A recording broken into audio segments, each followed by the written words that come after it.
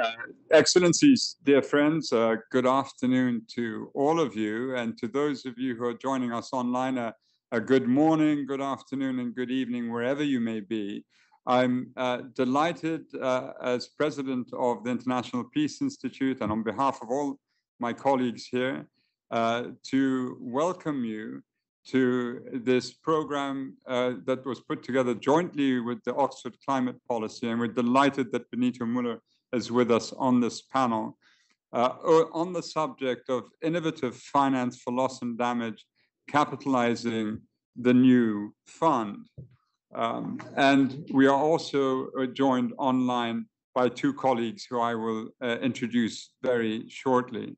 So we're here today to talk about innovative finance for the new loss and damage fund. And as most of you know, at COP27 in Sharm el-Sheikh, the member states reached a historic agreement on establishing new funding arrangements, including a new fund for addressing the adverse impacts of climate change on loss and damage.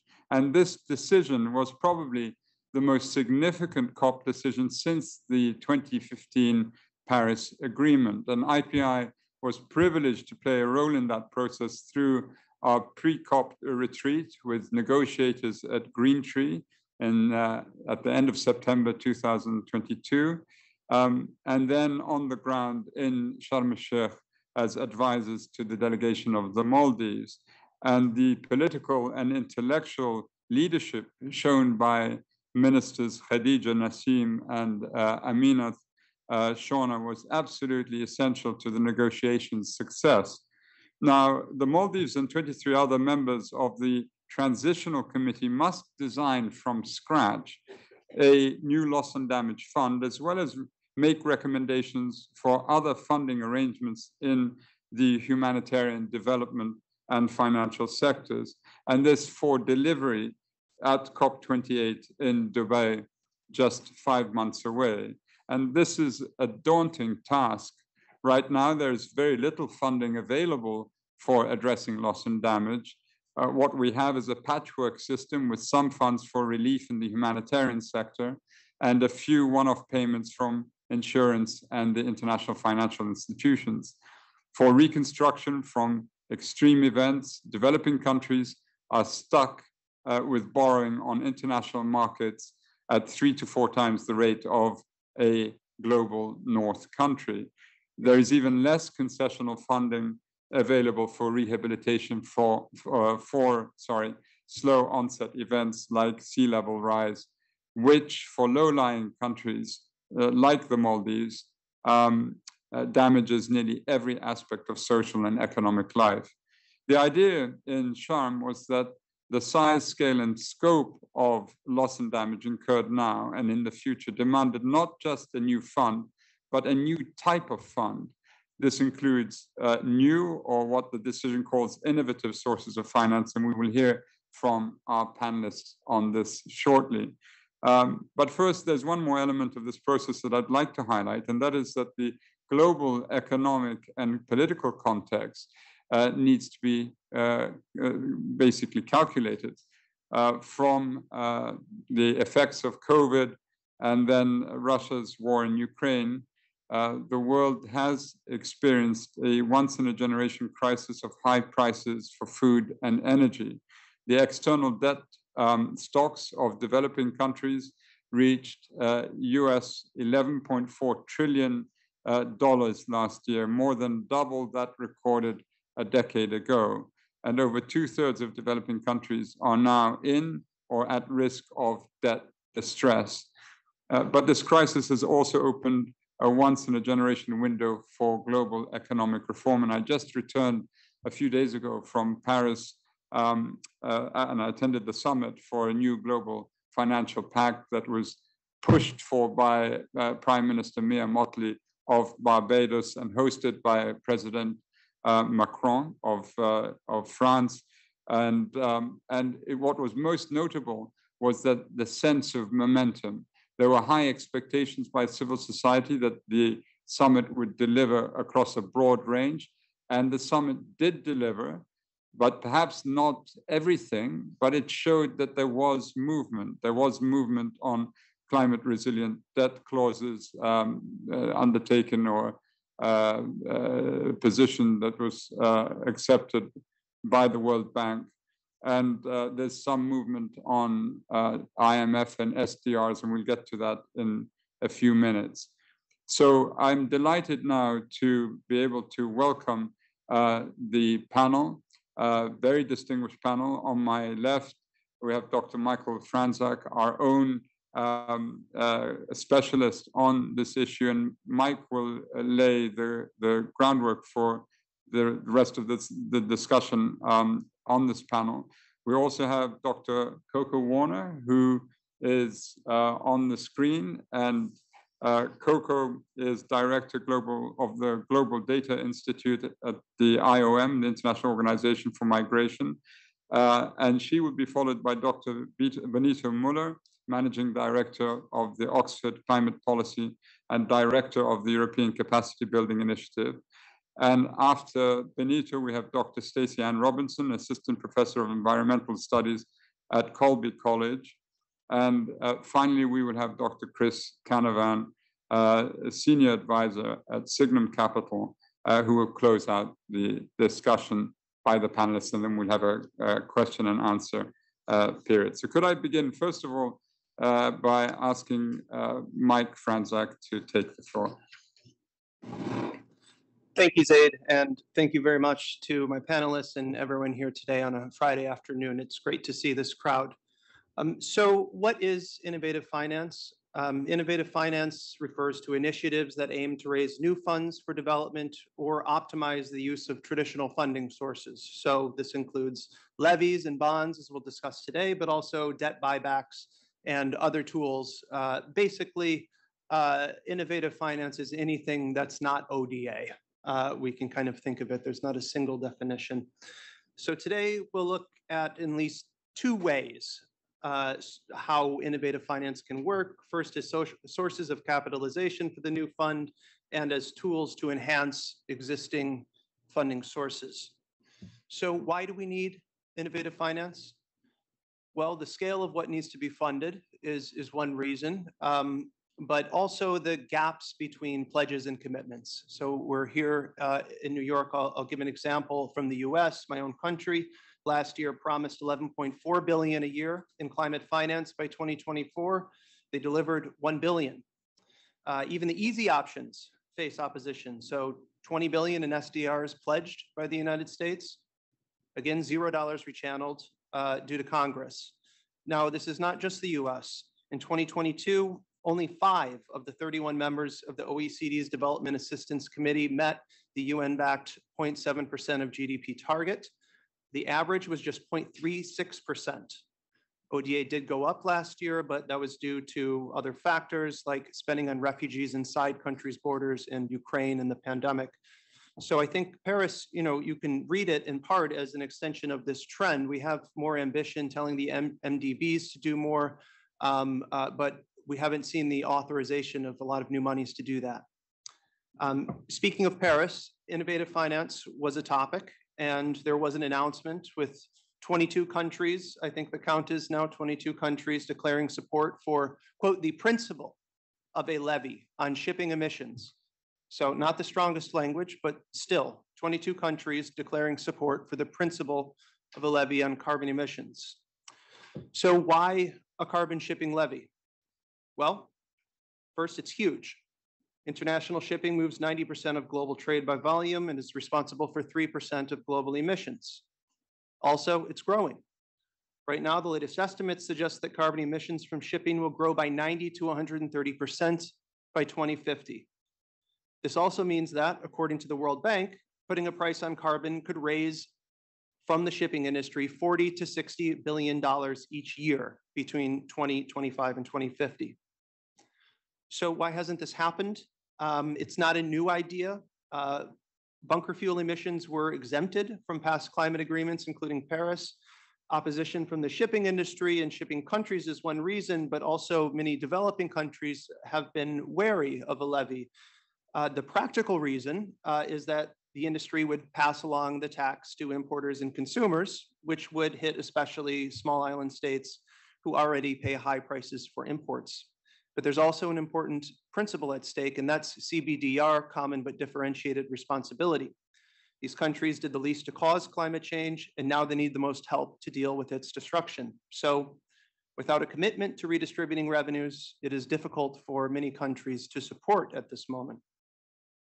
So what's happening now? In 2018, the IMO set its first sector-wide climate target. The idea was to get in line with the Paris Agreement, 0 by 2050. I think they've set a first target, an interim target, but that's the ultimate goal. And these discussions of a new strategy for shipping have included a carbon shipping levy.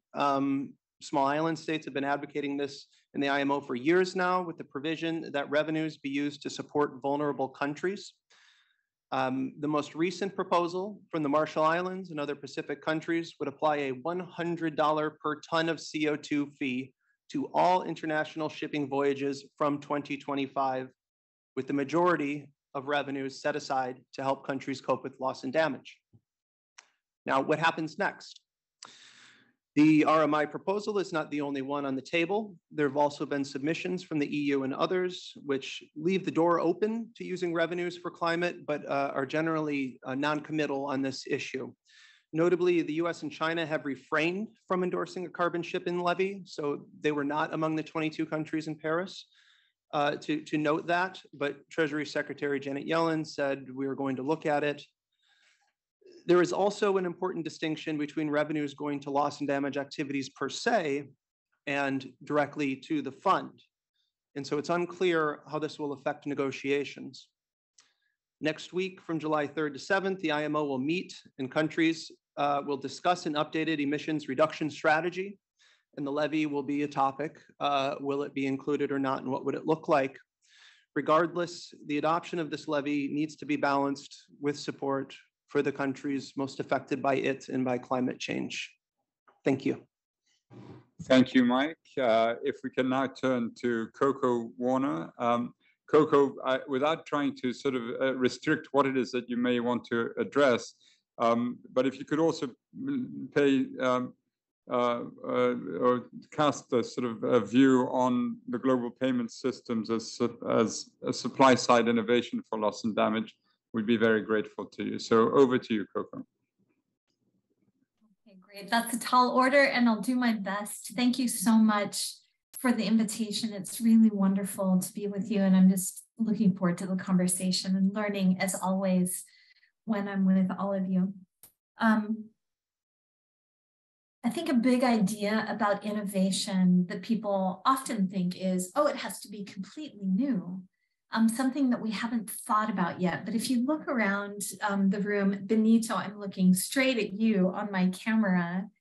Some of the ideas that we're talking about can be combinations of tools that we have today that are rejiggered and used in different ways. That's definitely a form of innovation. Some of them may be ideas that haven't yet met their time, and the rest of us are trying to culminate the readiness for some of these good ideas.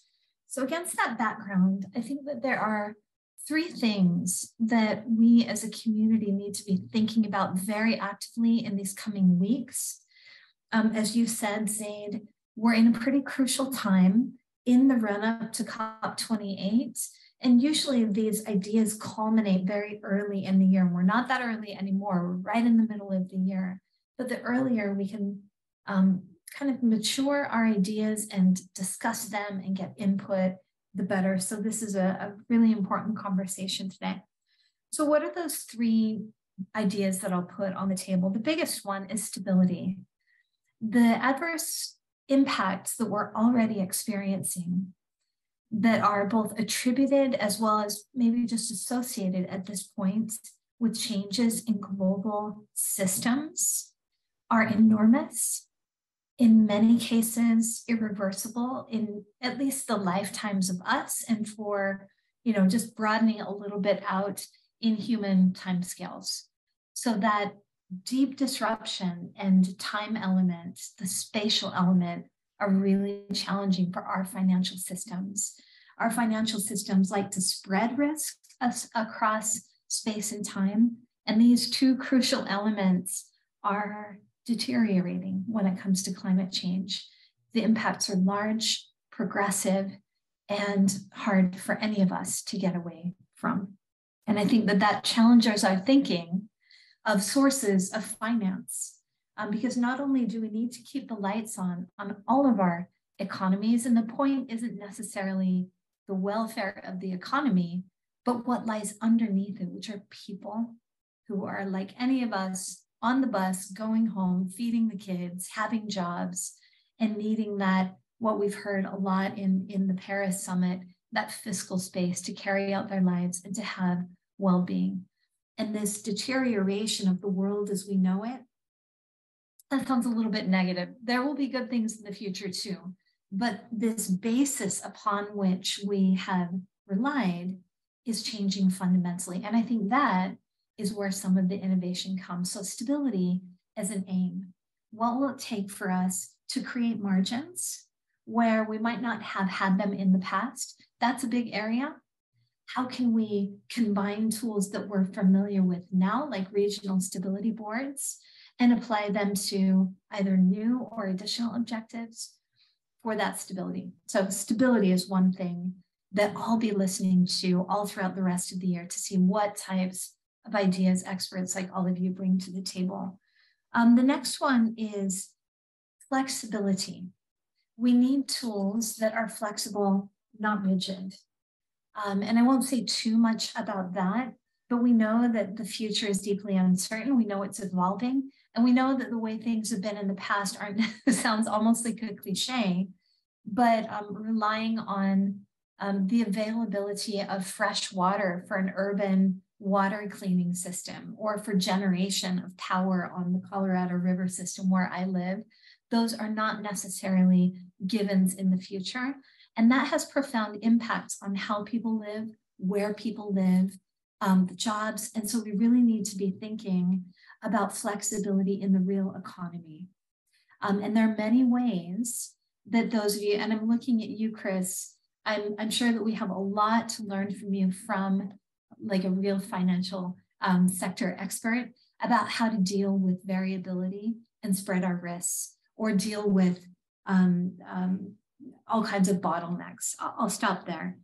And the third idea is the ability to evolve. And that's very close to flexibility, but it might be a little bit different. As we're thinking about how loss and damage finance can be capitalized, some sources of funding in the future may change. Some sectors may go away and give way to new sectors. And so as we're thinking, that idea of how can we design now for a future that we're not totally certain of. And in the finance sector, that's not going to be a completely novel concept, but perhaps in institution building, like in any of you who are involved with governments or climate policy, these kinds of institutions are often, I don't know how to say it, so I'll say it with maybe sloppy words, perhaps a lack of trust, or a lack of certainty. Sometimes those who craft these institutions try to nail things down so that they can't slip out of our fingers in the future. I think that is something in the design of financing mechanisms and the way that they're capitalized is something that we'll need to keep an eye on. Okay, so Zeid, maybe the last thing that I would say is what you actually asked me to comment on. If any of you are following G20 or the area of the world that I work in, which is migration, diaspora communities, you know the international payment systems are a very significant part of the way the real economy works. Family members in one part of the world, if you're a migrant, often have as a very high priority to send money home, to get the kids through school, whether they're your own kids or other children in the family, to buy medicine for your family, especially parents, to build a home, etc. Remittances are just one example of household to household or community to community payments that are benefiting a lot from digital payment systems. Far, out in remote locations, a lot of people have smartphones and they'll use those phones. And I think that this is not for people using them, but for some people, these seem like innovative payment systems. Digital services are creating a margin that can benefit low-income families. Just again, as an example in remittances, the cost of remittances has dropped from around 10% to around 6%. And as this sector grows and evolves, those prices for transferring money are likely to fall. Last thing that I'll say, it doesn't have to be household to household. It can also be something as large as the SWIFT system. There's been an attempt to use sanctions in the conflict between the Ukraine and Russia. Now, that country, the latter country, has been building an alternative to SWIFT for a while, and it could be argued that this alternative payment system has been a way to get around sanctions. Now, I don't want to get into that, and there are many who are much better able to talk about payment systems, but building payment systems that allow a variety of, that are designed for a variety of values might be another area that's worthy of looking into in the context of climate change. Zeid, I think that I'll stop here. I'll just stop there. It was about to start a new thing. Let me not. Thank you so much. Perhaps we'll have a discussion. Thank you, Coco. And I'm especially delighted to invite Benito to take the floor, long recognized as an authority when it comes to loss and damage finance. And we are absolutely thrilled you're here with us. So please, Benito, lead the way. And perhaps I can just sort of indicate that, of course, there has been a precedent in terms of use of levy when it comes to transportation, the aviation levy in respect of the campaign against by Unitaid. And what prospects can be sort of gleaned from that experience when it comes to future financing of loss and damage. So please, over to you and welcome. Thank you so much. Thank you very much, and for helping us organize this. Excellent. Now, I am very pedestrian these days. I focus on very small things, not the big picture and mapping and whatnot. When they established this new fund, my first worry was, oh dear, there are two scenarios which we need to avoid in terms of funding this fund. One of them is it could become what I used to call a placebo fund. Everyone likes it, but it's empty. The other one is basically diverting money from the other multilateral climate funds, the GCF and things, also not desirable. So really getting new and innovative sources is absolutely paramount for this thing to fly. I want to talk about these, what we now call international climate solidarity levies, which go back to the French solidarity levy, which originally came from a, look at this, I have my notes here and I can't read them. Just about 20 years ago, President Chirac of France commissioned a study about innovative finance for development, which led in 2006 to the French solidarity levy for Unitaid, HIV/AIDS, and so on. I want to give you the details of this levy just a little bit. It was at the time, it was €1 per inner European flights and €4 for outside. Point one is it was very easy to collect. Everyone knew how it's done, right? The second one is they established a fund, a separate fund to collect that money. The money did not flow into the treasury. Because the moment money flows into the treasury, it stays there, okay? So it was earmarked, a source of income, easy collectible, earmarked, and then given to Unitaid directly through that. But this is important. These two, earmarked funding source, easy collectible. It also had 40 euros on a business class, long haul, all that sort of stuff. And they managed to collect just under 200 million annually for that. One thing which we decided, I mean, in 2006, I wrote a paper with a colleague of mine, Cameron Hepburn, where we came up with the International Air Travel Adaptation Levy. You know, top-down, global levy, along the same lines. It didn't fly, right? I mean, it was submitted in COP Poznan by the LDCs, didn't go anywhere.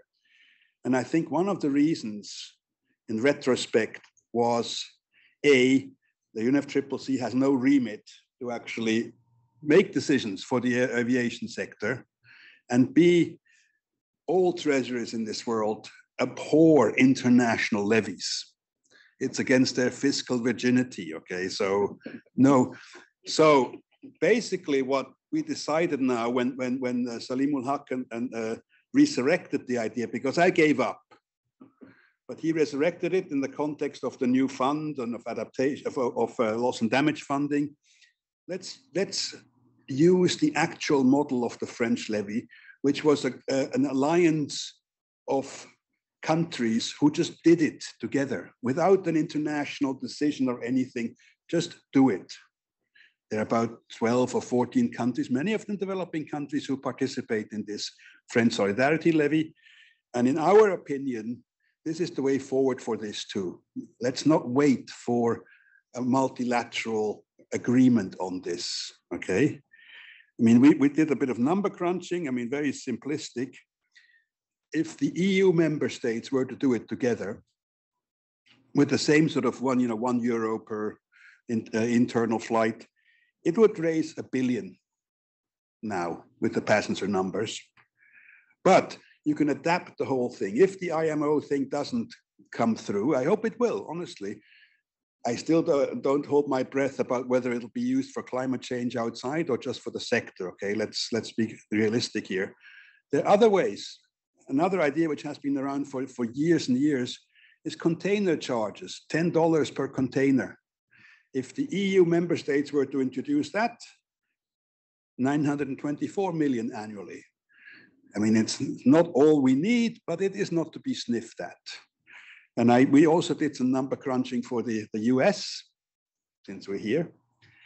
I flew here, obviously, from London, and my travel agent sent me sort of a breakdown of my fare. The fare is less than half of what I paid.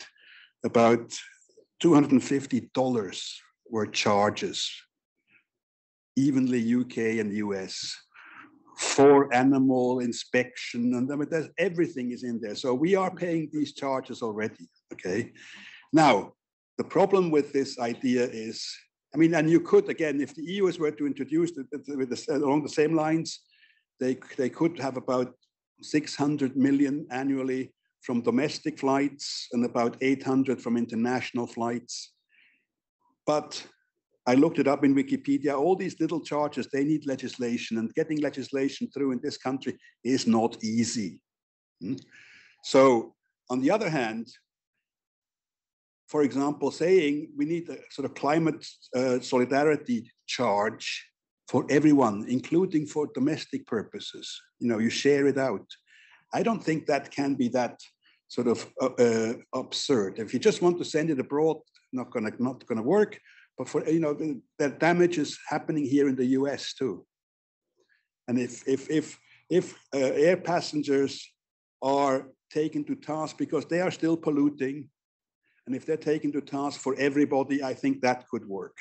So in short, what we are trying to push here is the idea of alliances, climate solidarity alliances of countries, which introduce such air passenger levies or container charges or whatever, easy collectible stuff.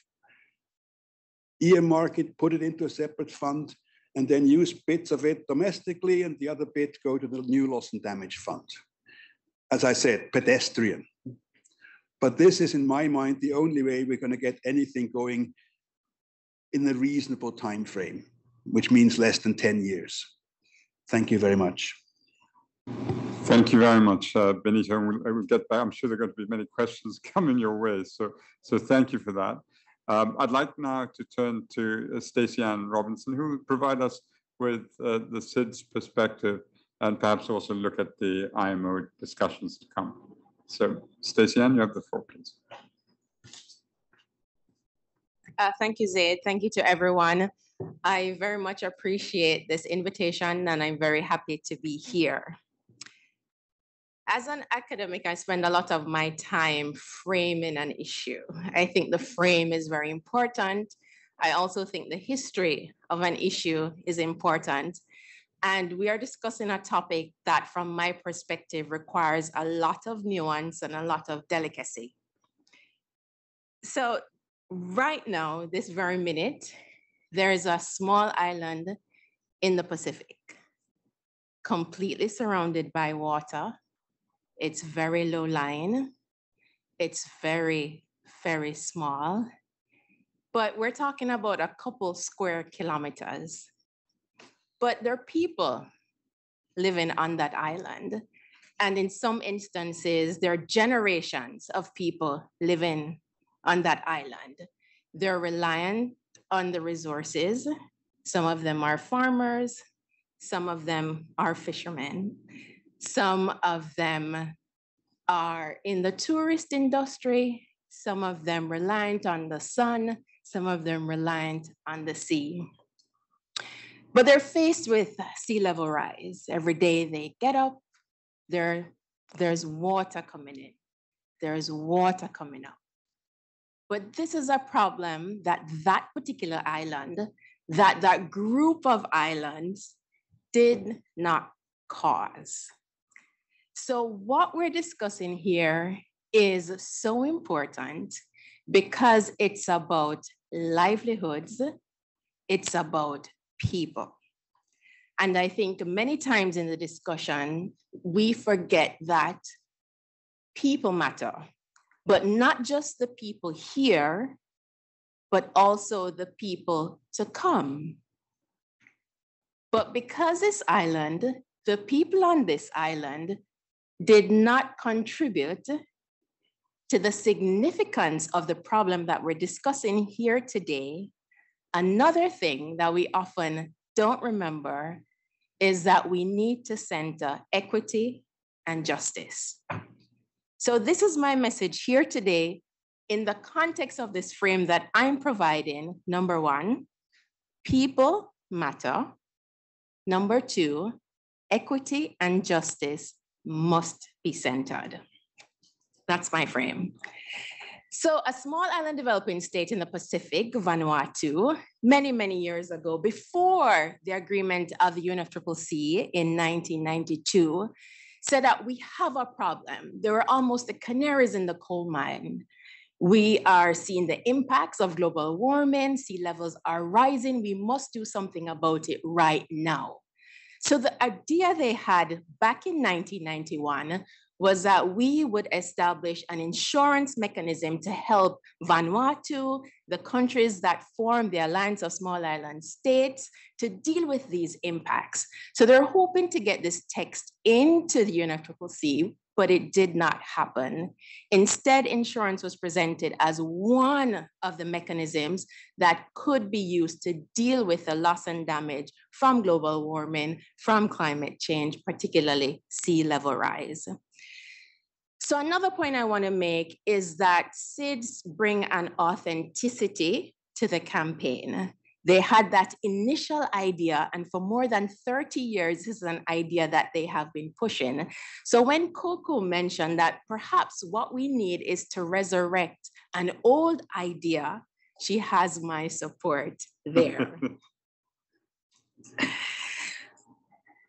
We need a specialized fund. A fund that is fair, a fund that is dependable, a fund that is feasible, and a fund that is suitable for the circumstances of small island developing states. So one of the things that I'm finding a little interesting right now is that we've just concluded the intersessionals in Bonn, and there is this tension between should we focus on funding arrangements or should we focus on a fund? My argument is we need a fund aligning with the position of the G77 and China. And that fund, again, needs to be fair. It needs to be dependable. It needs to be feasible, and it needs to be suitable for the circumstances of small island developing states. So if we are considering the importance of people, if we're considering equity and justice, what are the most appropriate innovative sources of finance for these circumstances? And from my perspective, from the perspective of SIDS, there are two. The first one is a levy on airline travel that Benito explained earlier. Now, one of the things that we need to remember as well, that the contention here is that, yes, we have examples, for example, the Unity, the Solidarity Fund, etc., but these are not implemented globally. So this is what we're pushing for, a global implementation of a levy on airline travel. We have the example here, and Benito has more specific numbers than I have, but generally we're looking at perhaps 5 to 10 billion US dollars per annum that could be generated. And I like to think about this as being simple. For every airline ticket that's bought, you put $2 on it, maybe $3, could be $6, could be more, as Benito brought down the cost of his air ticket here. But one of the benefits is that these funds can be streamed, can be channeled downstream, right? I'm not totally against streaming through the Green Climate Fund, for example, but we need governance, we need particular oversight if that were to happen. The concern here is that it does not apply the polluter pays principle, and it doesn't acknowledge historical emissions, because what it does is that everybody who travels would need to pay this levy. But we assume that persons that are wealthier, for example, or persons with more disposable income would not have too much of an issue of paying an additional charge. But the concern with that as well, how will it impact the demand for travel, and how will it impact the tourism industry of SIDS that are dependent on this foreign income? So that was number one, a levy on international airline travel. Now, the second one that we consider fair and dependable and equitable, considering the circumstances of SIDS, is a levy on fossil fuel extraction. Now, we can think of the levy considering past extraction. We can think of it as considering future extraction, but we need to look at where this production is centralized. Now, you can look at it from the perspective of the particular fuel. For example, if you're focusing on coal, we'd be looking towards China and India, and we can talk about that later, and potentially Australia. If we're going to focus on natural gas, we're thinking about the US, Russia, Iran. If we're thinking about oil, for example, US, Saudi Arabia, Russia. But those are national governments. They're not necessarily the ones doing the actual extraction. So what about the corporations? Here, for example, we're thinking about BP, Exxon, PetroChina. We would need to find a way for them to pay their fair share. But we run the risk of rehashing colonial histories. We run the risk of emphasizing extractive relationships. And if we're gonna center equity and justice, these are things that we need to think about as well. I think one of the takeaways here is that if we are going to implement these levies at the international scale, we also need to find a way to replace the revenue on which countries such as SIDS depend. But an overlooked topic here is political will. We always set it aside. In some corners, we think that this is not important, but I'd like to say that sometimes these solutions could be as easy as a phone call away. I pushed the wrong button. Thank you, Stacey Ann, for that. And now we turn to our final speaker, Chris Canavan. And Chris, perhaps you could also, because we've heard you speak to this before, the use of the IFM example, the International Finance Facility for Immunization, as a means of perhaps issuing a bond and then front-loading the financing. So perhaps you could share your thoughts with our audience here, Chris. Would be very grateful to you. Over to you. Thank you, Zeid. Thank you, all of the organizers, for inviting me here. I hope you can hear me okay. I'm assuming I'll see a nod to that effect. Thanks. And I'd be happy to talk about front loading. And I think it follows naturally from many of the points that have already been raised. The general point that Mike raised at the beginning, which is that we're operating in a world of climate change, yes, but also of constrained budgets.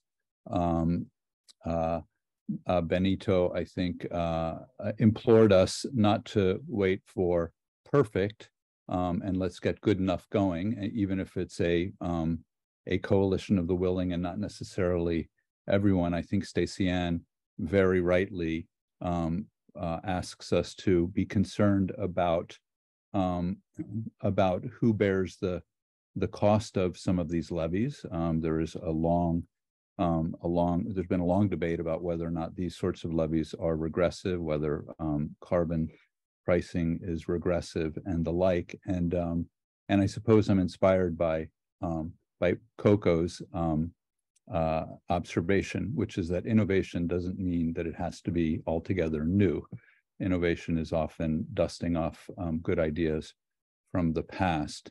But if we are dealing with constrained budgets, and if we are, and if we have good reasons for wanting to generate revenue that could be used for the purposes that the Loss and Damages Fund is meant to serve, but we know that there are important constraints and limitations on the source of that funding, then I'd like to invite us to think about old ideas that may sound innovative to make the most of those flows of funds that are generated, whether by these levies or by commitments that governments make, hopefully more than placebo commitments, but which inevitably will generate revenues that come over time.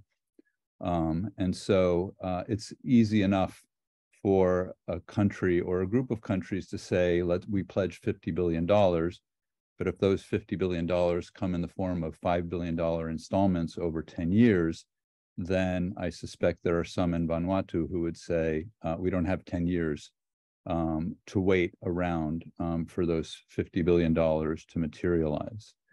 The capital markets can be helpful here because the capital markets have, for many years, many decades, perfected ways to front load funds that we know will come in the future, but we need in the present. And if in fact we're operating in a context in which a stitch in time saves 9, in other words, if we know that if the spending that is required, the investment that's required to make countries more resilient, to mitigate some of the secular and cataclysmic consequences of climate change, and we know that making those investments now, rather than responding to the crisis after a hurricane or after sea levels have risen beyond a certain level, that's a much more effective way of using these resources, then it makes sense to think about the financial engineering required to front load. And Zeid, you mentioned IFM. IFM is a vehicle that was established years ago, 10, 15 years ago, which takes commitments that governments make to support immunization, vaccination programs, where those commitments come in drips and drabs over time. But because it is much better to try to immunize as much of a population as possible, as quickly as possible, the financial solution was to securitize those future ODA commitments. In other words, to issue a bond today and to pay back that bond over time as those commitments materialize. That means that in my example of $50 billion in $5 billion installments over 10 years, may be enough to support an issue of tens of billions of dollars in bonds today, so that those resources are available today, even if they if the government commitments are only getting realized over a decade. That's what IFIM does. IFIM securitizes future commitments to immunization programs by issuing bonds today, making the financial resources available today, and allowing those future ODA commitments to pay down that bond.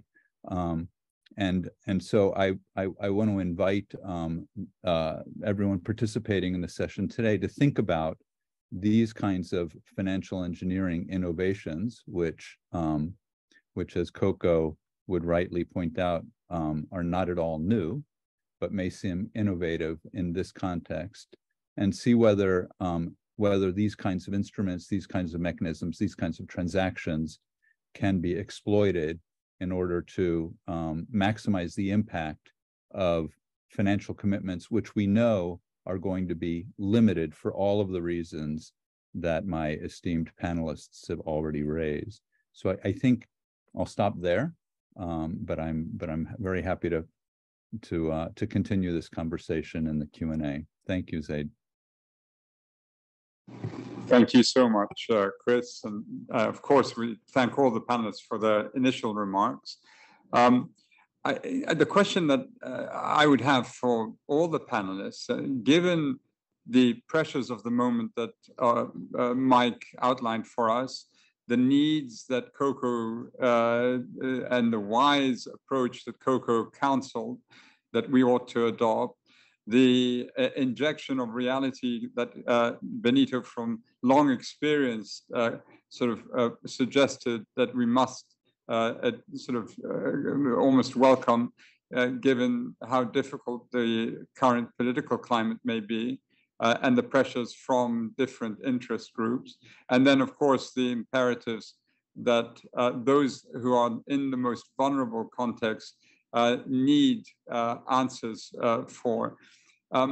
Is there not a danger? And perhaps, Benito, this is a question I come to you, because Chris, makes it clear that there may be ways to generate funding if you have enough in countries, OECD, who issue a bond and then amortize it over 30 years, the funding becomes available. Is there not a danger that if we continue to push along the voluntary track, that you almost let those sorts of ideas off the hook, because there'll be a sort of path of least resistance?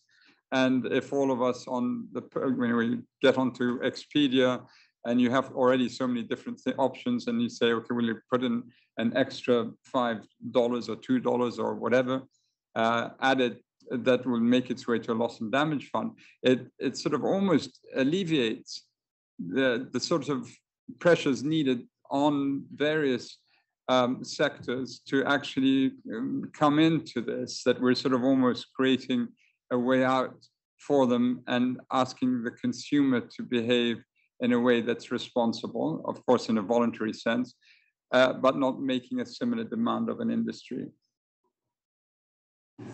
Thank you. If I may just answer a question which was raised and then come to yours about demand effects of these airline ticket levies. I mean, at the time Cameron Hepburn is now professor of economics. We did elasticities and whatnots and concluded no. At the level which we change these tickets, there's no effect on demand.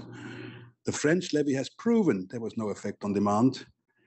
And I will eat my hat if there is an effect on demand of this levy, okay? So that's just about that one. It just does not, that's the whole point about having these little sort of changes. Now, letting people off the hook. For years and years, I mean, the idea of innovative sources has been around for a while, even in climate change. There was pushback from, in particular, some developing countries. We do not want to talk about these innovative levies because it will let the developed countries off the hook. Okay, we saw where we got with that, right? We can do both, for crying out loud. We can actually start doing something and still try to have a global agreement or something. If the IMO thing doesn't come through for climate, we can have these charges, container charges done by individual countries and still try again with the IMO, right? It does not exclude each other, but we just need to hit the ground running now. We don't have time to just wait for the perfect, as Chris said. Let's not make the perfect the enemy of the good. Thank you. Thank you. We have a question about what about taxes on credit card payments? Could they contribute in one way to the innovative financing required? Would anyone like to react to Benito or perhaps deal with that? Maybe, I mean, in terms of what we call these innovative solidarity, climate solidarity levies, I told you what they are. It is easy to collect, and I suppose it's possible to, I have no idea how one collects charges on transactions in credit cards, but it should be possible. The main thing is that they would be taken into a separate account, and from that account to wherever the loss and damage funding is needed, okay? That's the thing. So it's not just the source of the payments, whether it be container charges of airline tickets or credit, it is the method in which we collect them, and they are collected by governments. It is not voluntary. It is not the voluntary sector and passengers and things. Everyone within the national jurisdiction has to do it. Okay, because otherwise no one does it. I mean, we've seen it with offsetting and all that sort of stuff. Tourists do not offset, right? So let's not expect them to all of a sudden. Thank you. Thank you, Benito. Coco and then Chris. Yeah, thank you. If some of you are familiar with the history of credit cards, you can imagine a time decades and decades ago when a wonderfully affluent gentleman went to a restaurant with a client, and they were about to have dinner. And when the bill came, the wonderfully affluent gentleman found out he didn't have enough cash. And so he talked with the head of the restaurant and said, hey, I can pay, I just can't pay right now. And that, by the way, was the birth of the Diners Club card. And the Diners Club card became this idea of plastic money that is now ubiquitous in the world that we know. So one thing I love about the question, as well as Benito's response, is the idea of thinking in terms of an infrastructure across which finance can flow, almost like a train. On this particular idea, I guess one could try it out. My guess is that these digital financial payment systems give credit card companies a run for their money as it is. Just the way that credit cards work, I guess the analogy would be fancy pants Wall Street brokers who really know a lot about stock markets and charge a fairly handsome price to manage your money. Whereas index funds are cheap and cheerful, really, instead of 3% with said broker, you pay, a fraction of a percent for an index fund. Credit cards and digital payment systems are a kind of analogy for that. So I love the question, and I particularly love the way of thinking about, well, how is the infrastructure? How are payments, where is money moving? Because transactions are probably the single largest part of the real economy. So we might look there to find out, are there ways to move tiny fractions of that real economy and move that in a direction that gets to the stability that's needed. And Stacey Ann, you said it so well. Whatever happens in other areas of the world, it may seem far away now, but it's certainly something that all of us will, I'd say, maybe not certainly, but very likely that all of us will experience these disruptions. So I'll just leave it there. Love the question, love the idea of what is the infrastructure and where can we look to create those margins that help tiny fractions of capital go in the direction of stability, flexibility, and building a space where the proceeds can help build resilience. Thanks so much. Thank you, Coco. Well, Chris, you were once a fancy Wall Street trader. Would you agree with Coco's suggestion? Well, I actually, for reasons that make me a boring cocktail party guest, know a thing or two actually about the credit card business. And it turns out that the infrastructure Coco is asking for already exists, because way back when, not long after that fancy gentleman ran out of cash at dinner, credit card companies set up the infrastructure, which was costly to maintain. And so they charged a fee on transactions in order to maintain and pay for that infrastructure. Over the years and decades, that infrastructure has become much more efficient to run.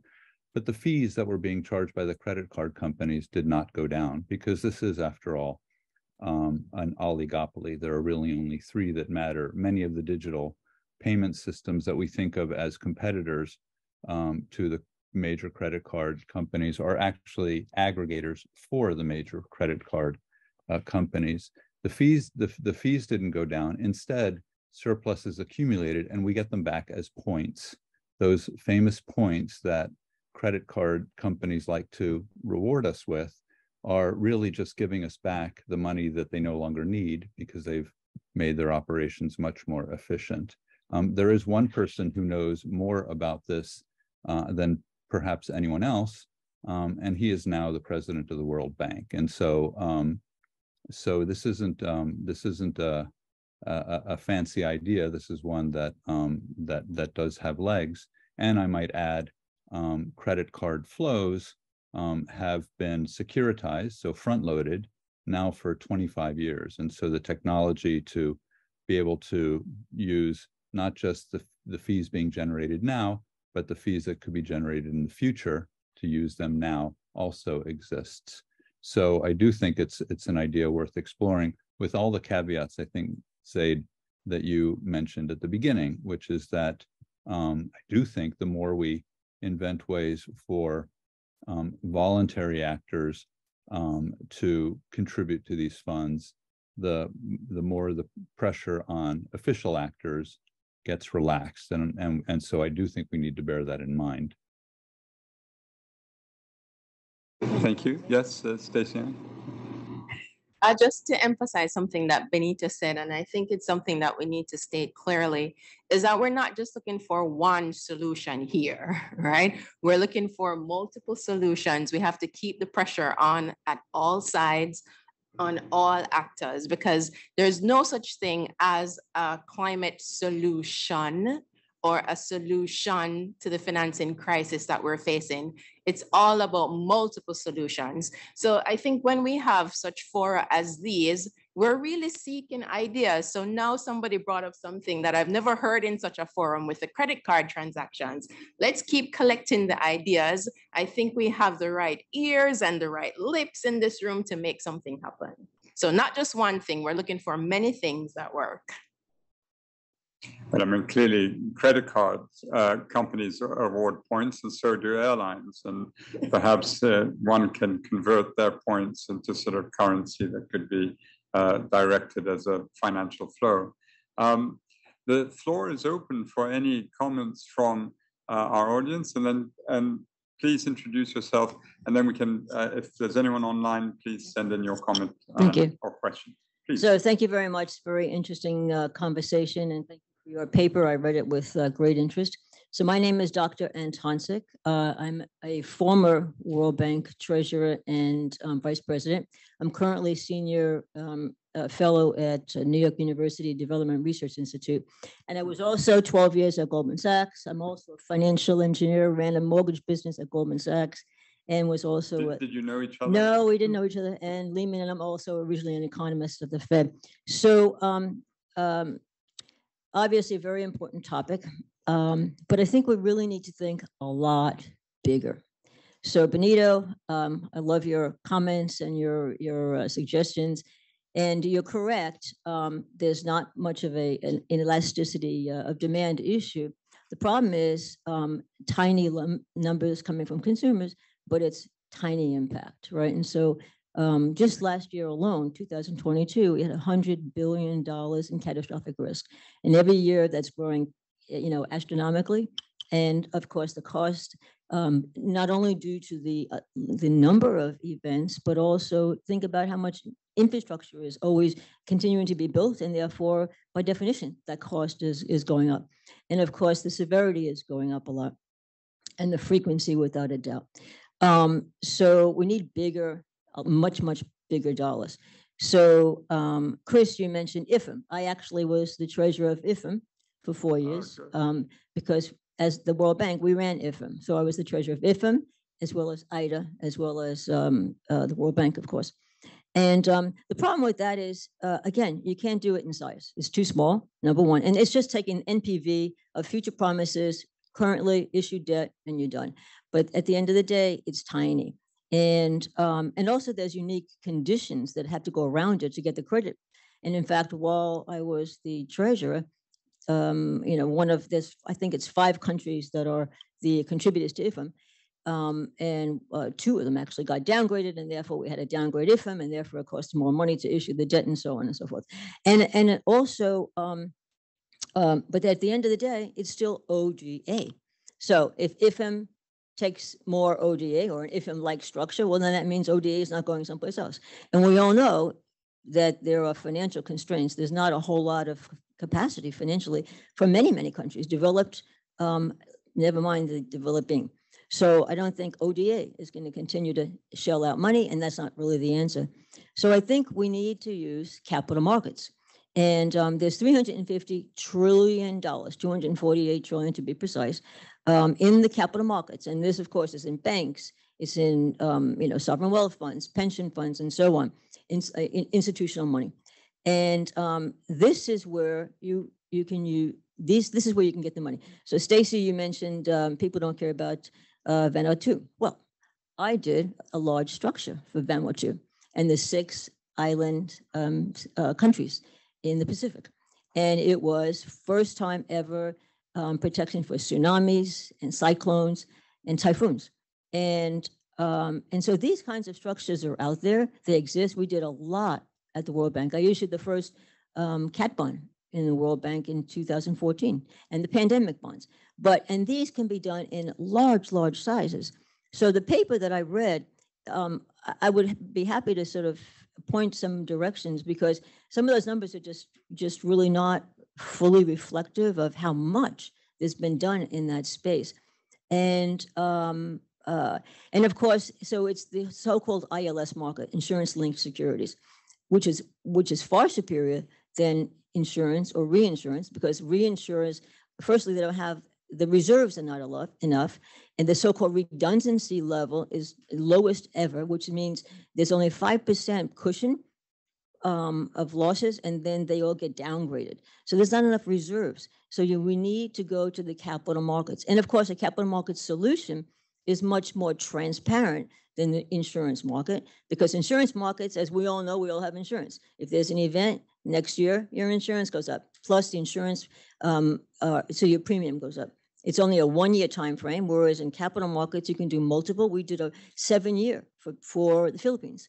And so you have transparent pricing, because capital markets pricing is not bilateral negotiation, much longer duration. and a much broader distribution network, clients. And most of all, it's a totally uncorrelated asset. So there's big demand for these kinds of products. So in my mind, that really needs to be front and center, because you can get large size, spread it all around, and there's a demand for it from investors. So that would be my recommendation.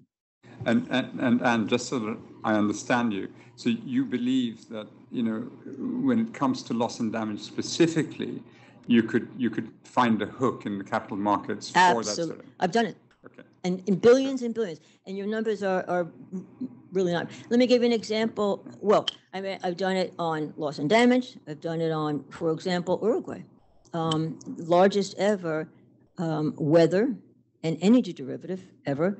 I put together in 2012, and Uruguay at that time had a problem. They had a drought, and they at the time were 85% hydropower generated, and came to us and said, "Well, what can you do?" And my team wanted to pass it off to JPM, and I said, "Well, why would we do that? We'll do it ourselves." And so, and they, you know, frankly, there's a lot of politics involved. And they were concerned that they wouldn't be able to get approved at the World Bank. And I'm like, you know, you don't know me, we'll get it approved. And we ended up doing it. $450 million transaction, 18 months. And it was protected simultaneously if there's a drought and or high energy prices. Because what happened was they lost $450 million in their, you know, financially. They obviously, you know, couldn't afford that. They had to raise electricity prices. They had to issue debt. And so we helped solve that problem going forward. Now, the interesting thing is they even got upgraded by the credit rating agency because it was contingent liability planning. And so there's a lot of that can be done in that space. Mexico has always done, well, always, very, very long time, 45% they hedge their oil production, but they also are very, very smart. They also hedge earthquakes and hurricanes, so that's multi-peril. We've done billions, and multi-regional, so the east side, the west side. But they don't just hedge their hurricanes, their earthquakes, but in the U.S. And I asked, why would you want to do that? And the answer was 2 reasons: remittances. Somebody mentioned remittances, so we have people that work there, and the pipelines. And so they even protect the southern part of the U.S. Yeah. So there's huge appetite, and there's a lot that can be done in this space. And take a look at the ILS. Take a look at the literature on ILS, and you can see the amount that has been issued, and there's still plenty to issue if the supply was there. Yeah. I just, Ambassador Hassan, just wanted to make a quick remark, and then can come back to you, Benito. Your Excellency. Please. Thank you very much. Thank you for a very straight to the point, another discussion under the IPI. My name is Mohammed Al-Hussein. I'm the Ambassador of Oman, also a member of the IPI board. My question, I'm totally for the levy aspect. However, it has to be fair, transparent, and non-selective. The word I say, fair, non-selective, for example, where I come from, the price per barrel is almost $80. When it goes to another country that imports it, they get between $240 and $250 charges on its taxation. So also it has to be fair. Both sides need to this. The other aspect that worries me the most, this levy that is going to be introduced, we have to make sure it is not generating revenues for national government. It has to go for protection of the environment and for loss and damage. I think that's a very important aspect. Thank you very much. Thank you. Benito. Right. In my defense, I have to say that I have been talking about the topic of this meeting, which is capitalizing the new fund. And I humbly suggest it is never going to be able to absorb trillions. Okay, so I'm talking about a new fund which we want to get up and running soon, and if we can get 2, 3, 4 billions annually, that will already be almost too much for that to work. But the fund doesn't have No. enough money in it. No. The fund has to know how to Well, that was one of the issues which I tried to provide a solution. So I'm aware of the grander picture and the trillions and whatnot, the gaps, but I focused specifically on how can we get these 4 or 5 billions annually in grant money to that fund.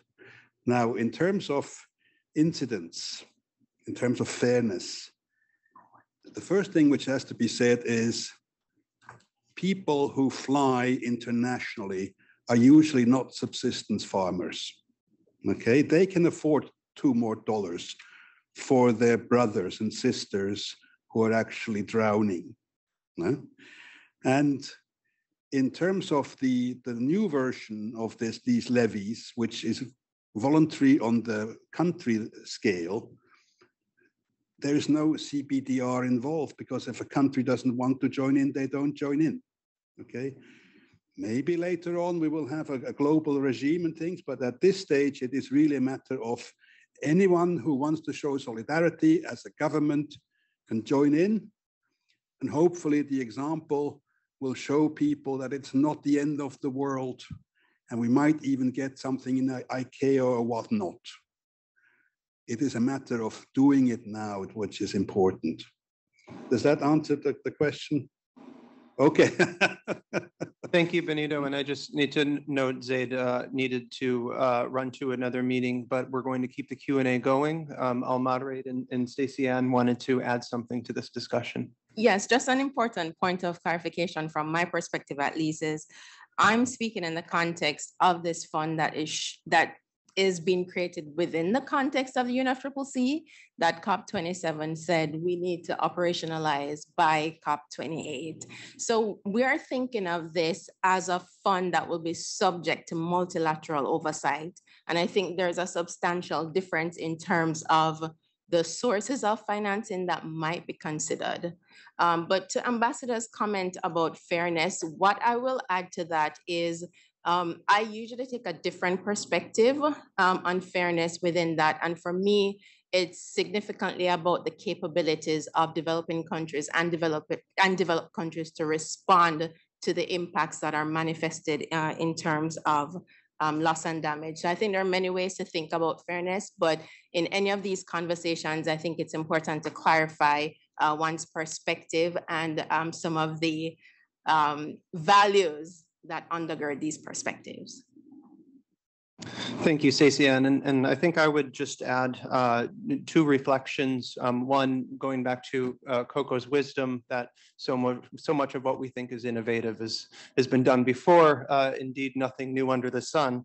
At the same time, I think when we're talking about the fund, sometimes it's put fund versus funding arrangements. When we talk about the fund and the funding arrangements, I think this is the beauty of the idea of the mosaic that has been proposed by the Maldives and others in negotiations. That is the only way where we will get from billions to trillions. And of course, it's the case that a new fund isn't going to, come in and foot the $40 billion bill for Pakistan or something like that.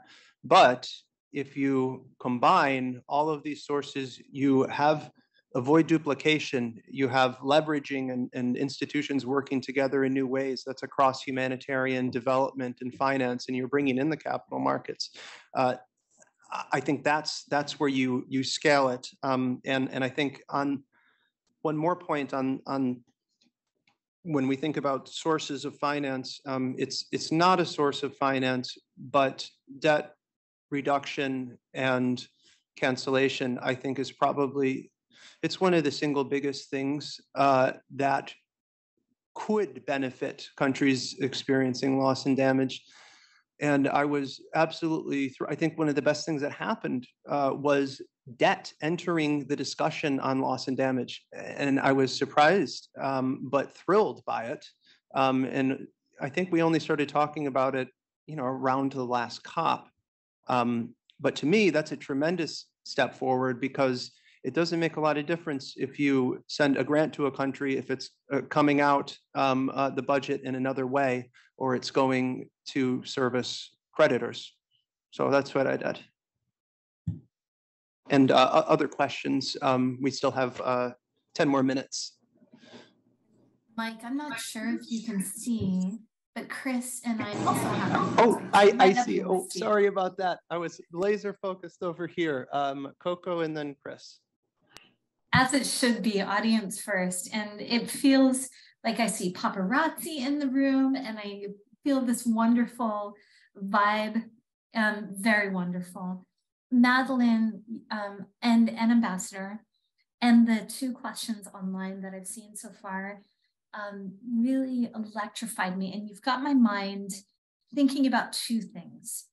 One is value creation in an age of adverse climate change impacts. One of the things that you mentioned, Madeline, was at least you mentioned like half a dozen things that you as treasurer have seen being done in the multilateral, like in the international bank system, World Bank, for example. I found that so interesting. How do we create a return on investment? One of the ideas that you mentioned were sovereign wealth funds, maybe pension funds, mentioned many others. How do we create wealth, or excuse me, create value and return on investment with that idea of using the tools that we know now? And they're certainly going to emerge, because we always get smarter and wiser over time, and new situations come up that we need to address. But what can we do to recognize value, create value that gets that stability? I was just really inspired by the last couple of minutes of conversation. So there you go. You said think big. So I'm pushing back and asking you, as well as others, what would big look like? Thank you, Coco. And Chris? Unless you would like Madeline or anyone else to respond, I mean, I'm happy to offer my own response or my own observations on that. Mike, you're the moderator. Please, Chris. Okay. Madeline, thank you for that. And in fact, you talked about two transactions that I worked on while I was at Goldman Sachs, both the Mexico hedging and Mexico's, the cat bond that they were considering to cover seismic risk for Mexico City, which eventually was done by Swiss Re rather than Goldman Sachs, much to my chagrin. I think both of those cases, for me, the Uruguay case you talk about, highlight both the possibilities available in all of the financial markets, the capital markets, the insurance markets, the loan markets, and others, but also the limitations. And rather than go through specific limitations, I would like to to simply make a comment about how climate change fundamentally challenges the way financial markets think about risk, and therefore risk-adjusted reward. If one were to summarize risk methodologies in the financial markets, one would say that what's necessary for the financial markets to feel comfortable with risk is that they need to be able to distill risk into a small number of, or a single number, a standard deviation or some measure of volatility. They need to be able to count on diversification in order to manage the risk. And they need to be able to rely on the past to be a good indicator of the future. Climate change makes all three of those much more difficult than it is for other risks. In the case of climate change, we look out at the future and we see secular trends, but those trends have all sorts of nonlinearities that we don't even begin to understand. So if we're looking 10, 15, 20 years out, it's very, very difficult to reduce that kind of uncertainty to a number or a small number of numbers. Climate change is happening everywhere across the globe, and so it's difficult to think about how you would get diversification. And climate change is exactly that, change in the climate, which means that all of the tools that effectively rely on the past in order to predict the future are weaker, if not completely useless in some cases. And I think that's why, for example, in the insurance cases you cited, like the case of Uruguay, insurance companies are prepared to provide insurance, but only for very brief periods of time. I think you mentioned 18 months. Sometimes it's only 12 months. When what we need and what the loss and damage fund, I think, needs to help address, along with all sorts of other instruments, is to provide protection and insulation and resiliency over time horizons measured in decades, not months. And so climate change poses a fundamental challenge to the way financial markets operate. And I think that should temper our expectations for how much the financial markets can solve this problem. They can certainly help. The ideas that I raised are perhaps useful, but I think fundamentally we have to find ways for governments and other parts of the official sector to make big commitments. Thank you, Chris. And Madeline, would you like to have the last word? Sure. You can have the last word. Thank you very much. So thank you for that. So a code of, firstly, let me make you remind me of something that happened to me years ago. And as I mentioned, I started my career as an economist at the Fed. And I remember back then, I don't want to date myself when that was, but it was a while ago. I remember, I guess it was, now I forget, I think it was CSFB, came to speak with us and talk to us about CMOs and structuring products. And I thought, wow, these guys are so smart. They can figure all this stuff out. And I was just blown away with, how complicated and how smart they were. Then roll the tape forward. Now I'm at Goldman. Now I'm on the mortgage desk. Now I'm running the non-conforming new issue and secondary securitization market. And I thought to myself, those guys weren't so smart after all. It's all about reverse inquiry. You just talk, a client tells you what he needs, and you kind of think about it. Okay, we can do this, we can do that. And it's, you slice and dice and do all this, financial engineer, but at the end of the day, it's all the same thing. And so you're right, it's all just variations on a theme. And that's what we have to think about here. So Chris, to your point, diversification, of course. And but the problem that we have is, and it's not just a fund for a short period of time. It's not just a fund where we have, a bucket of money. We have three options, right? We have ODA, and we all know that that's not an option. We have the multilaterals, and we know that's not the option. The amount of money that all of the multilaterals have put together, the capital, the paid in, not this nefarious, the so-called callable capital, which is not real, it's de minimis. And it is in no way. And one thing that's never been mentioned here, and I realize the reason is because we're talking about a climate fund, but we'll never solve climate risk if we don't solve economic sustainable development. They're inextricably related. And so, and we need a ton of money for that. And so, so we've got three choices: ODA, we've got insurance or reinsurance, and we've got the capital markets. Now, at the end of the day, the insurance companies and the reinsurers, they do not have the capital for this anymore. And so in my mind, capital markets is a very, very important part of this problem or the solution.